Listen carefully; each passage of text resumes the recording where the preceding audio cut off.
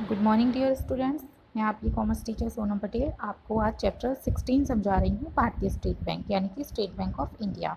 अब देखिए इसकी रूपरेखा की बात करते हैं तो इसमें इंपीरियल बैंक की स्थापना, भारतीय स्टेट बैंक की स्थापना, स्टेट बैंक की स्थापना के उद्देश्य, बैंक का प्रबंध, पूंजी, कार्यालय, कार्य और वर्जित कार्य।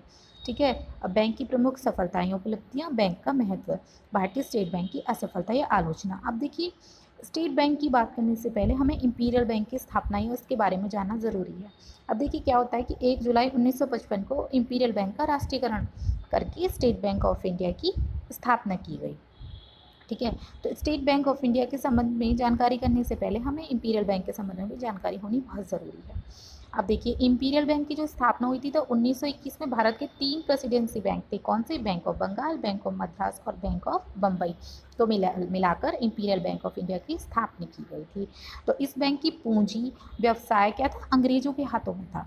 ठीक। तो यह तो एक वैसे तो व्यापारिक बैंक था, लेकिन इसे कुछ विशेष अधिकार प्राप्त थे। ठीक। अब अन्य व्यापारिक बैंकों को जो प्राप्त नहीं थे, तो इस बैंक की स्थापना का मुख्य उद्देश्य था व्यापारिक कार्य व अतिरिक्त केंद्रीय बैंकों के कार्य में बैंकों के रूप में कार्य करना भी था। ठीक है। अब देखिए यहाँ पे बात आती है 1934 तक यह सरकार का बैंक होने के साथ साथ व्यापारिक बैंक के कार्य भी करता था। लेकिन 1935 में जब से रिजर्व बैंक स्थापित हो जाने के कारण यह केवल एक व्यापारिक बैंक बनकर रह गया। अब देखिए यहाँ पर इसमें कुछ दोष भी थे, मैं आपको वाला पॉइंट समझा रही हूँ। ठीक है। यहाँ पर दोष भी थे, जैसे विदेशों का इस पर नियंत्रण था, पक्षपातपूर्ण नीति थी, शाखा विस्तार दोष की प्रणाली नीति थी। शाखा विस्तार की दोषपूर्ण नीति कैसे? इंपीरियल बैंक ने केवल बड़े बड़े व्यापारिक केंद्रों में ही क्या करा? अपनी शाखाएं खोली, जिससे ग्रामीण क्षेत्रों का विकास ही नहीं हो पाया, अधिकारों का दुरुपयोग भी हो गया। इस बैंक को रिजर्व बैंक के एजेंट का काम सौंपा गया, लेकिन इसने अपने अधिकारों को अनुचित प्रयोग किया। अब बिल जो थे, बिलों के कारों की भी अपेक्षा की गई। व्यापारिक बैंकों में से भी अनुचित प्रतिस्पर्धा रही।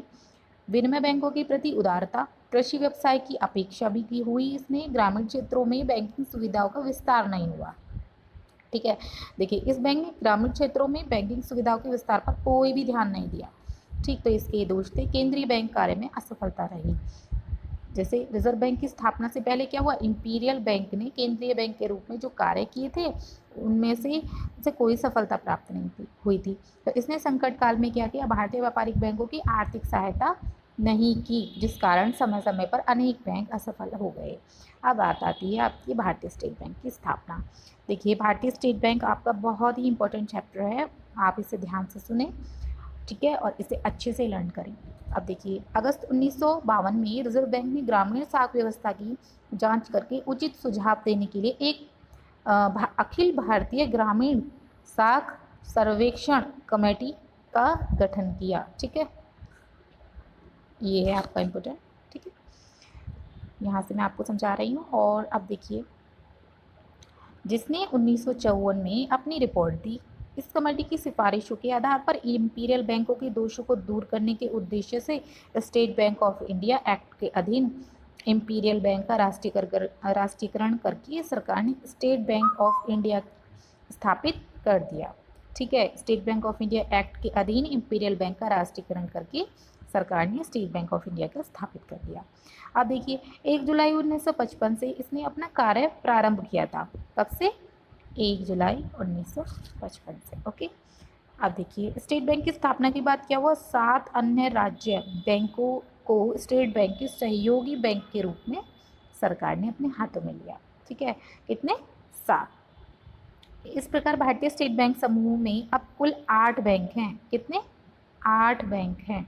ओके। कौन कौन से? एक स्टेट बैंक ऑफ इंडिया है, 7 स्टेट बैंक ऑफ मैसूर हैं, स्टेट बैंक ऑफ बीकानेर हैं, Jaipur, state bank of Hyderabad, Indore, Patiala, Saurashtra और त्रावणकोर आदि। ओके। इनके आपको नाम याद रखने होंगे, आप इन्हें अच्छे से लर्न करें। भारतीय स्टेट बैंक की स्थापना के उद्देश्य देखिए, ग्रामीण क्षेत्र में बैंकिंग का विकास करना था। तो भारत एक कृषि प्रधान देश है, जैसे आपको पता है कि भाई भारत में सबसे ज़्यादा कृषि होती है। ठीक है। तो यहाँ अधिकांश जनता ग्रामों में निवास करती है। ठीक है। आपको पता है अधिकांश जनता गाँव में निवास करती है। तो राष्ट्रीयकरण का एक मुख्य उद्देश्य ग्रामीण क्षेत्रों में बैंकिंग का विकास करना था। तो इससे क्या है कि संभव सी बात है कि आर्थिक विकास होना है। अब बात करते हैं सेकंड पॉइंट की, भंडार गृह समितियों और कृषि विपणन समितियों की स्थापना में सहायता। यह बैंक व्यापारिक बैंकों को भंडार गृह समितियों तथा कृषि विपणन समितियों की स्थापना में सहयोग प्रदान करेगा। ठीक है, चलिए अब बात करते हैं थर्ड पॉइंट की, भारतीय मुद्रा बाजार का विकास करने के लिए। ठीक है, अनुसूचित प्रतिस्पर्धा के लिए। अनुसूचित प्रतिस्पर्धा कैसे, इंपीरियल बैंक अर्ध सरकारी बैंक होने के कारण इसके प्रति लोगों का अधिक विश्वास हो गया था। ठीक है, तो जिससे अन्य बैंकों को काफ़ी प्रतिस्पर्धा का सामना करना पड़ा था। इंपीरियल बैंक का राष्ट्रीयकरण हो जाने से यह समस्या दूर हो गई। उद्योग एवं व्यापार को प्रोत्साहन देना, लघु उद्योगों की सहायता हो गई, कृषि वित्त में सहायता हो गई। ठीक है, सरकार की नीति संचालन में सहायता हुई, भारतीयों को शिकायत को दूर करना हुआ, और अधिक पूंजी संचय, भारत विरोधी नीति, नई शाखाएं खोलने की नीति, लाभ का बड़ा भाग विदेशों के हाथ में जाना। अब देखिए यहाँ पे देखिए 14 मैं आपको 14 पॉइंट समझाती हूँ। इंपीरियल बैंक की अधिकांश पूंजी विदेशियों की थी, इसलिए लाभ का एक बड़ा भाग विदेशों में चला जाता था। ठीक, भारत पूंजी का भी विनियोजन अधिकतर विदेशों में ही किया जाता है। स्टेट बैंक बन जाने से यह देश में ही रहने लगा। देखिए बहुत बड़ा और मेन पॉइंट है आपका, ये आपका इम्पोर्टेंट है। इसका प्रयोग राष्ट्रीय हित में ही कार्यों में होने लगा है। ठीक, अब बात करते हैं भारतीय स्टेट बैंक के प्रबंधन की।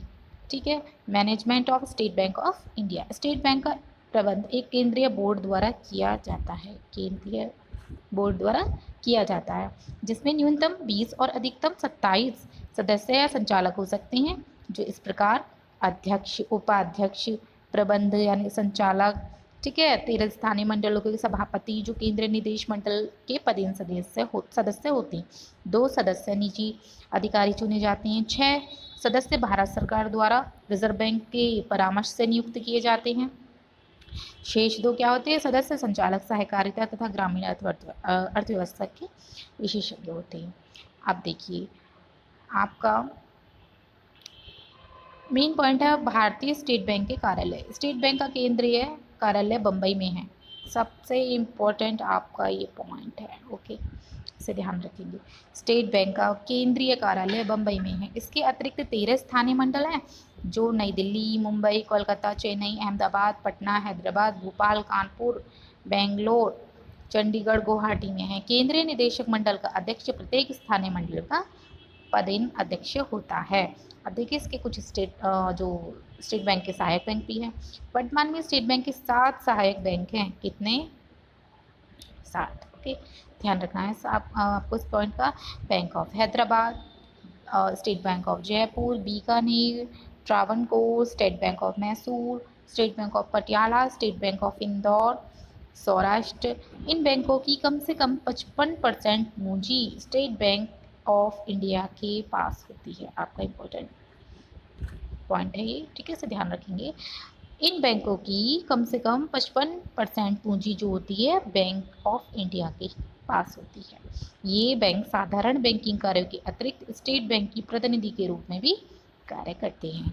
ठीक है, अभी आप इतना अच्छे से रीड करें और इसमें कोई डाउट होता है तो आप मेरे से पूछ सकते हैं। इससे आगे की वीडियो में आपको बाद में सेंड करते हैं। ओके, हेलो डियर स्टूडेंट्स, अब बात करते हैं भारतीय स्टेट बैंक के कार्य की। ठीक है, मैंने आपको स्टेट बैंक के काफ़ी सारे पॉइंट समझा दिए थे, तो आज बात हो रही है स्टेट बैंक के कार्य की। स्टेट बैंक क्या क्या कार्य करते हैं। अब देखिए इनको ना 2 भागों में बांटा गया, एक तो रिजर्व बैंक के एजेंट के रूप में और एक व्यापारिक बैंक के रूप में सामान्य बैंकिंग संबंधी कार्य। ओके, तो बात करते हैं सबसे पहले पॉइंट की, रिजर्व बैंक के एजेंट के रूप में कार्य। स्टेट बैंक केंद्रीय बैंक नहीं है, लेकिन यह उन सभी स्थानों पर जहां रिजर्व बैंक की शाखाएं नहीं है, रिजर्व बैंक के प्रतिनिधियों के रूप में केंद्रीय संबंधी निम्नलिखित कार्य करता है। कौन सी? एक तो सरकार के बैंक के रूप में कार्य, बैंकों के बैंक के रूप में कार्य, समाशोधन गृह के रूप में। अब देखिए सरकार बैंक के रूप में कार्य कैसे?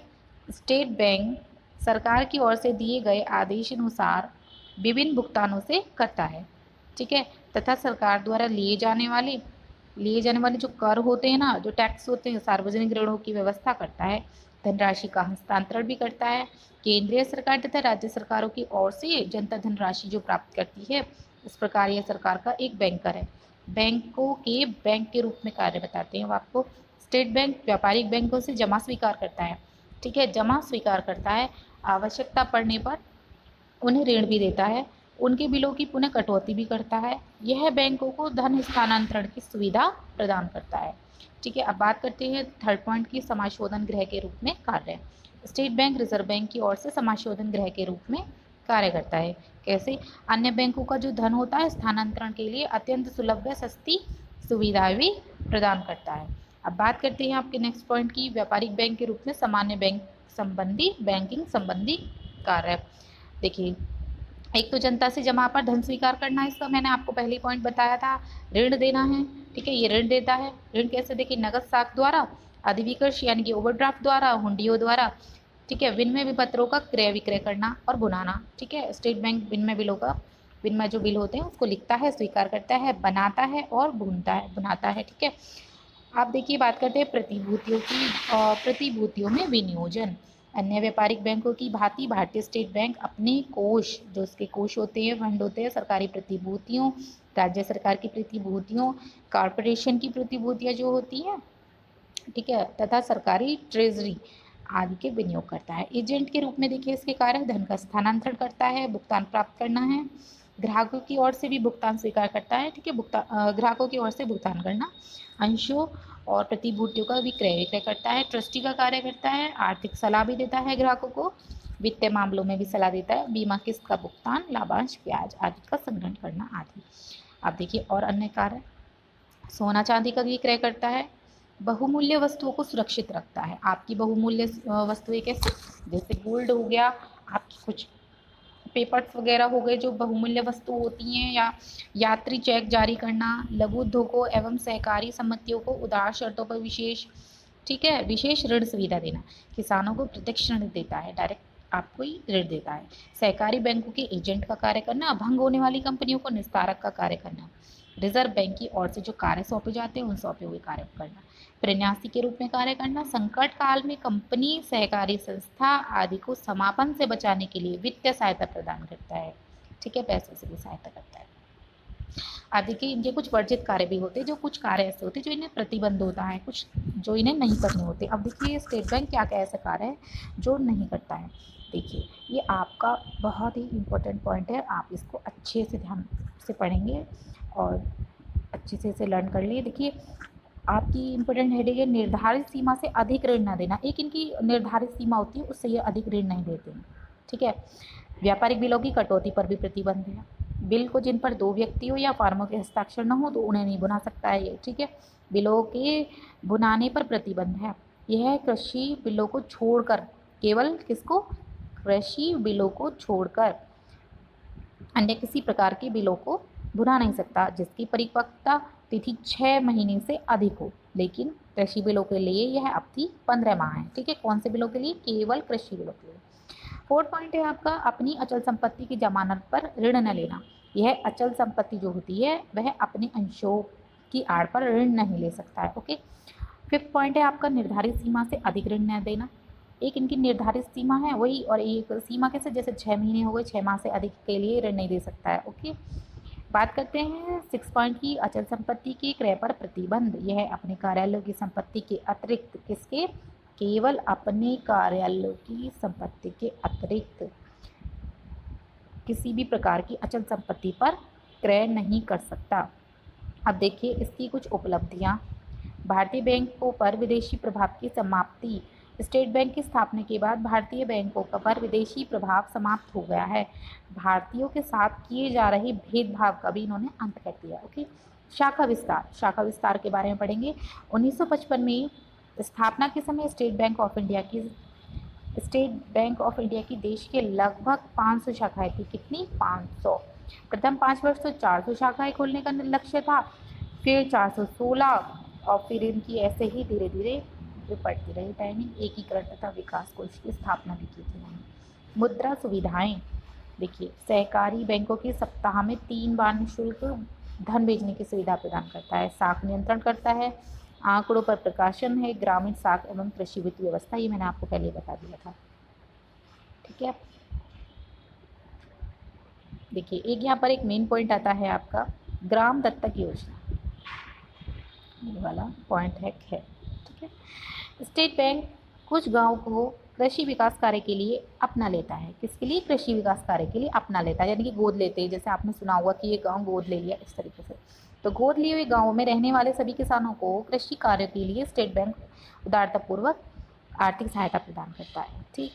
कृषि विकास शाखाएं, ठीक है, खेती के विकास को की विभिन्न योजनाओं के लिए आर्थिक और तकनीकी सहायता देने के उद्देश्य से स्टेट बैंक ने लगभग 508 कृषि विकास शाखाएं खोली हैं। अब देखिए, शिक्षित बेरोजगारों को ऋण, ठीक है, जो शिक्षित भी होते हैं उन वो बेरोजगार रहते हैं उनको ऋण देता है स्टेट बैंक उन कृषि स्नातकों एवं इंजीनियरों। यहाँ पर देखिए एक मेन पॉइंट है, कौन से वाले? सभी के लिए नहीं है अभी, कृषि स्नातकों के लिए, ठीक है। इंजीनियरों को भी ऋण प्रदान करता है जो कृषि विकास की नई योजना प्रस्तुत करते हैं और उन्हें क्रियान्वित करते हैं। लघु उद्योगों में सहायता करता है, लघु उद्यम योजना, किस्त भुगतान योजना, कमजोर वर्ग की सहायता करता है। देखिए काफ़ी सारे पॉइंट हैं, आप इसमें आप इन्हें पढ़िए। कोई ऐसा पॉइंट या टॉपिक है आपको जो समझ में नहीं आ रहा, मेरे से आप बाद में कंसल्ट कर सकते हैं। भारतीय स्टेट बैंक का महत्व अब बात करते हैं। देखिए, स्टेट बैंक ऑफ इंडिया की प्रगति और उपलब्धियों की उपयुक्त विवरण से स्पष्ट है कि अब तक अपने कार्यालय में इस प्रमुख बैंक ने बैंकिंग एवं वाणिज्य के क्षेत्र में उत्साहवर्धक कार्य किए हैं। ठीक है, अर्थव्यवस्था को इन्होंने पटरी पर लौटाया है, विदेशी बैंकों के प्रभाव का भी अंत किया है, कृषि लघु उद्योगों की साख सुविधा का भी इन्होंने किया है, बैंक रहित क्षेत्रों में बैंकिंग विकास भी किया है। सारे वही पॉइंट है, दोबारा से आए हुए हैं। ठीक है, अब भारतीय स्टेट बैंक की असफलता क्या रही, इनके बारे में बात करते हैं। व्यापारिक बैंक में अनुचित स्पर्धा। स्टेट बैंक को सरकार का एक विशेष संरक्षण प्राप्त है। सरकार के अधिकांश कोष इसी के पास रहते हैं। ठीक है, अधिकांश कोष जो इसी के पास रहते हैं। प्राय बाहर से प्राप्त सहायता की राशि भी इसी बैंक के पास रख दी जाती है।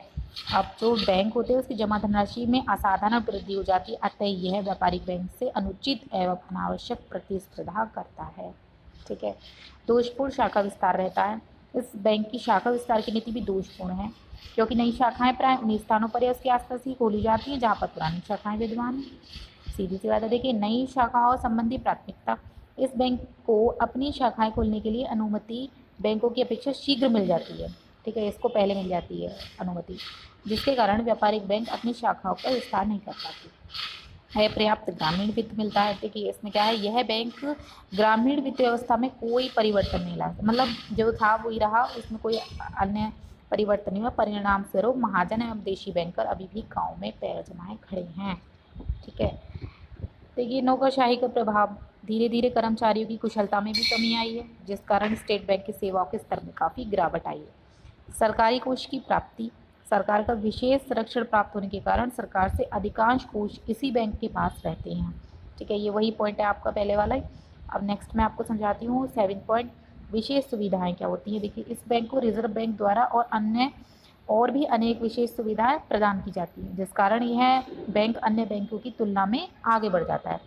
ठीक, तो बड़े बड़े बैंकों का राष्ट्रीयकरण के पश्चात अब इन आलोचना का कोई महत्व नहीं रह गया, अतः यह आलोचनाएं या तो समाप्त हो रही हैं या समाप्त हो गई हैं। कुशल प्रबंध और उपयुक्त नीति द्वारा इस त्रुटि को दूर भी किया जा सकता है। अब देखिए, आपको इस चैप्टर में कोई परेशानी आती है, कोई डाउट है तो आप मेरे से पूछ सकते हैं। ओके।